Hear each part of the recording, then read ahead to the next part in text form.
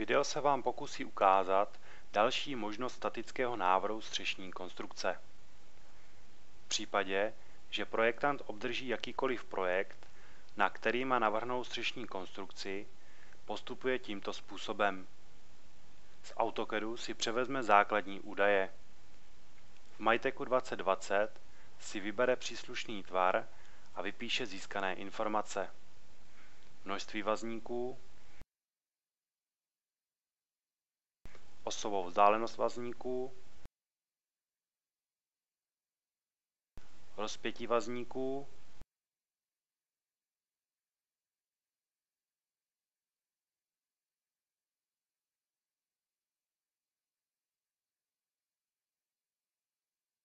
a nakonec jejich sklon.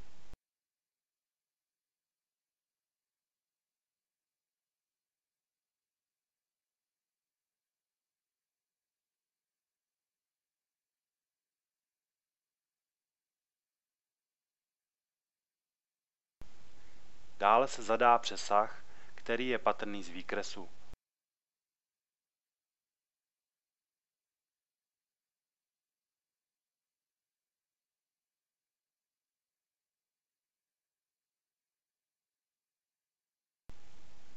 Po potvrzení se může vyplétat samotný vazník. Je několik variant.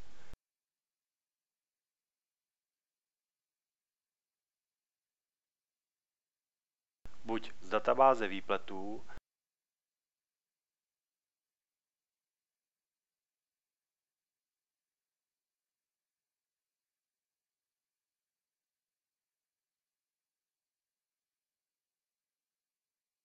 nebo pomocí funkce ubírání nebo přidávání výpletů.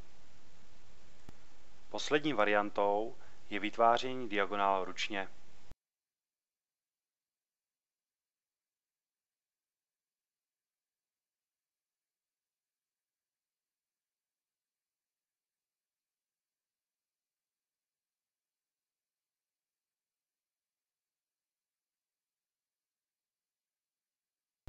Pokud je výplet hotový, může se provést statický návrh konstrukce.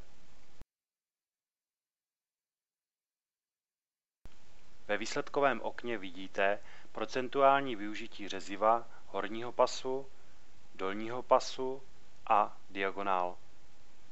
Posledním krokem je uložení konstrukce a pokračování v návrhu dalších vazníků.